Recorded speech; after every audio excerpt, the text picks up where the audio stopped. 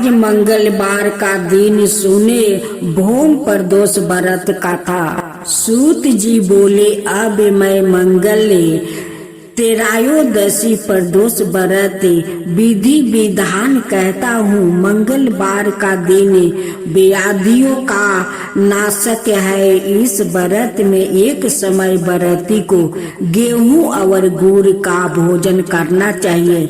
इस व्रत के करने से मनुष्य सभी पापों और रोगों से मुक्त हो जाते हैं। इसमें किसी प्रकार का संदेह नहीं है। अब मैं आपको उस बुढ़िया की कथा सुनाता हूँ जिसने यह व्रत किया, वो मोक्ष को प्राप्त हुई। अत्यंत प्राचीन काल की घटना है। एक नगर में एक बुढ़िया रहती थी। उसके मंगलिया नाम का एक पुत्र था। वृद्धा को हनुमान जी पर बड़ी श्रद्धा थी। वो प्रत्येक मंगलवार को हनुमान जी का व्रत राख कर याथ विधि उनका भोग लगाती थी। इसके अलावा मंगलवार को एक ना तो घर लिपती थी और ना ही मिट्टी खोदती थी।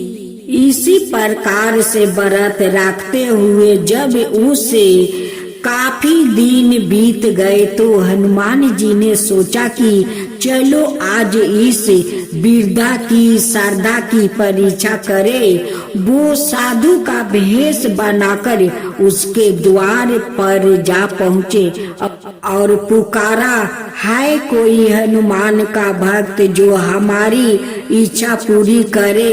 वृद्धा ने यह पुकार सुनी तो बाहर आई और महाराज क्या आज्ञा है। साधु वेशधारी हनुमान जी बोले कि मैं बहुत भूखा हूँ, भोजन करूँगा, तू थोड़ी सी जमीन लीप दे।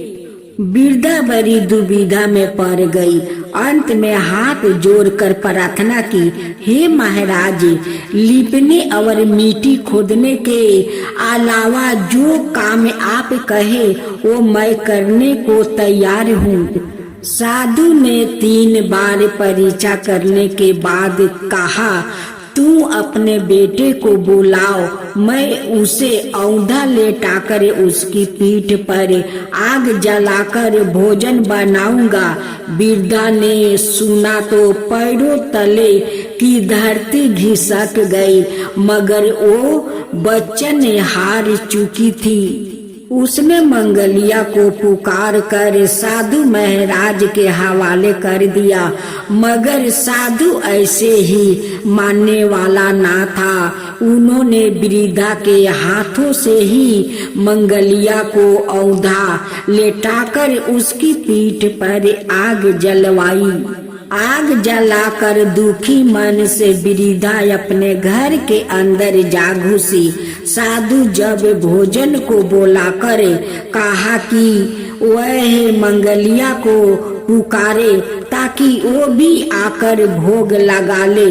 वृद्धा में आंसू बहा कर कहने लगी कि अब उसका नाम लेकर मेरे हृदय को और ना दुखावो। लेकिन साधु महाराज ना माने। वृद्धा को भोजन के लिए मंगलिया को पुकारना पड़ा। पुकारने की देर थी कि मंगलिया बाहर से हंसता हुआ घर में दौड़ा आया। मंगलिया को जीता जागता देख कर वृद्धा को खुदते आश्चर्य हुआ। वो साधु महाराज के चरणों में गिर पड़ी। साधु महाराज ने उसे अपने असली रूप में दर्शन दिया। हनुमान जी को अपने अंगना में देखकर वृद्धा को लगा कि जीवन सफल हो गया। ऋषि नगर में केशव दत्त ब्राह्मण अपनी पत्नी अंजलि के साथ रहता था। केशव दत्त के घर में धन संपत्ति की कोई कमी नहीं थी। नगर में सभी केशवदत्त का सम्मान करते थे, लेकिन केशवदत्त संतान नहीं होने से बहुत चिंतित रहता था। दोनों पति पत्नी प्रति मंगलवार को हनुमान जी के पूजा करते थे। विधिवत मंगलवार का व्रत करते हुए कई बरस बीत गए। ब्राह्मण बहुत निराश हो गया, लेकिन उस व्रत करना नहीं छोड़ा। कुछ दिनों के बाद केशवदत्त हनुमान जी की पूजा करने के लिए जंगल में चला गया। उसकी पत्नी अंजलि घर में रहकर मंगलवार का व्रत करने लगी। दोनों पति पत्नी पुत्र प्राप्ति के लिए मंगलवार का विधिवत व्रत करने लगे।